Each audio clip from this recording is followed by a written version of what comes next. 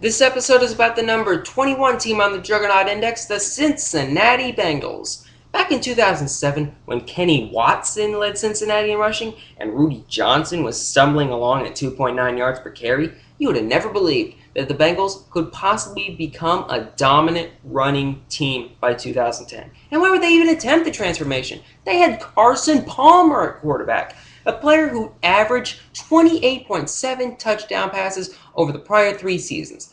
At wideout, they had Chad Ochocinco, then at that point Chad Johnson, and TJ Houshmandzadeh, a pair of elite receivers who had just combined to catch 205 passes for 2,583 yards. The Bengals averaged 23.8 points and 348.0 yards per game in 2007, so it's not as if the offensive production was really the problem.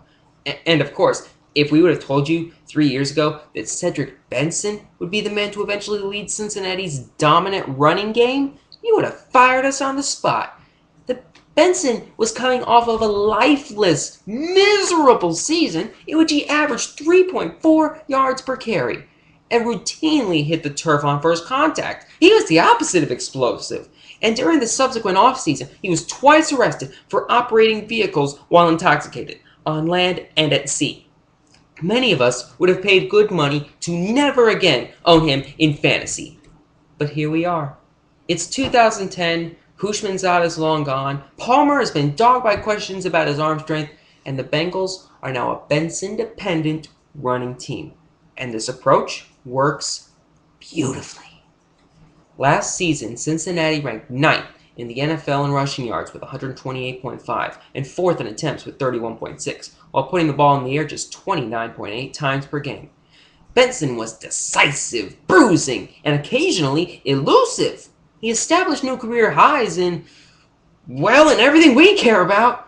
301 carries, 1,251 yards, 6 touchdowns, and 4.2 yards per carry. The Bengals' offensive line was much better than advertised, too. Benson basically delivered a vintage Rudy season, the 2004 version, not the 2007 model.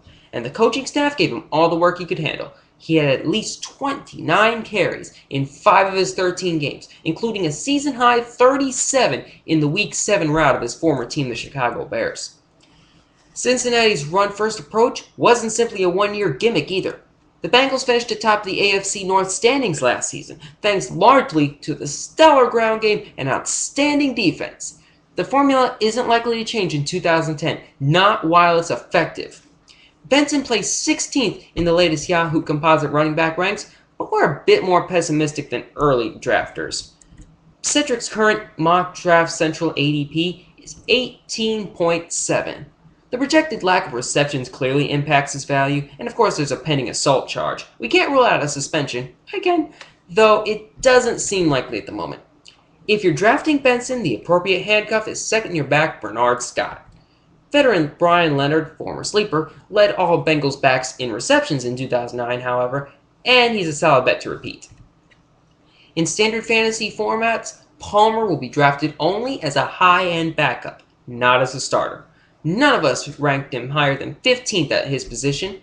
In 2009, he failed to reach 200 passing yards in 6 of his final 9 games, including the playoff loss to the Jets. And 5 of his 21 touchdown passes were thrown against an indifferent Chicago defense, so those were basically layups.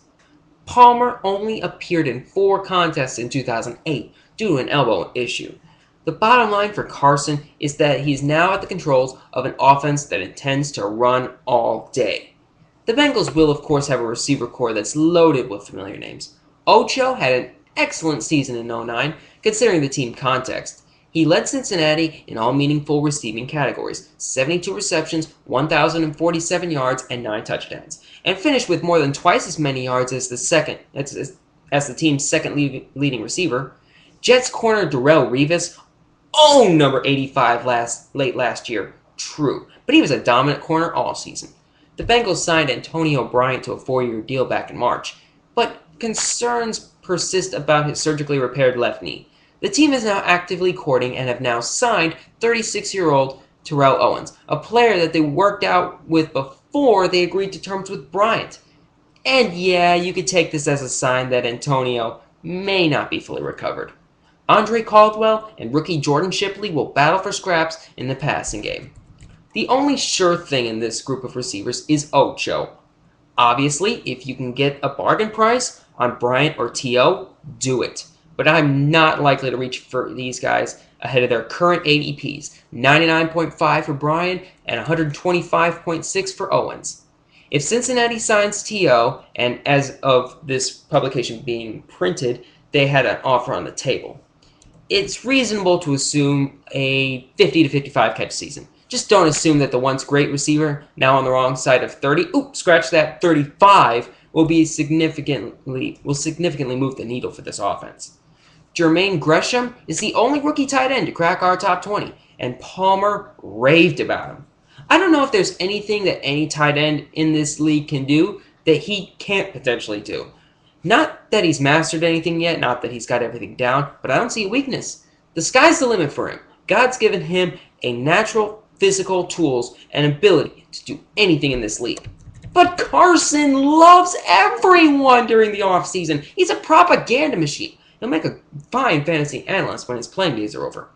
Tight end is clearly the deepest position in our game this year, so you're not likely to actually draft Gresham in a standard format. Just file away his name. He's coming off knee surgery and he missed the 09 season, but he's a hyper-athletic giant, 6'6", 261. And he was an unstoppable force in 2008 at Oklahoma. 66 receptions, 950 yards, 14 touchdowns. Under coordinator Mike Zimmer, Cincinnati's defense limited opponents to just 301.4 yards per game last season, the fourth lowest total in the league. They were a top 10 unit against both the run and the pass. Leon Hall and Jonathan Joseph may have been the best pair of corners in the NFL last season. There's a lot to like here from a fantasy perspective, though it's worth noting that the Bengals have a few elite offenses on the schedule in 2010. New England, Indianapolis, New Orleans, San Diego, Baltimore twice. The IDPs to target are Hall, Joseph, linebacker Tahani Jones, and defensive end Antoine Odom. We now yield our remaining minutes to anyone who wishes to discuss T.O., Matt Jones, Marvin Lewis, Pac-Man Jones, Pete Johnson, Coy Bacon, Ken Anderson, or this inspirational ballad. They say who they say we say no and not again. 'Cause a new day is upon us. Cincinnati's gonna win. Just no more talk of Cedric Benson. Too much hurt.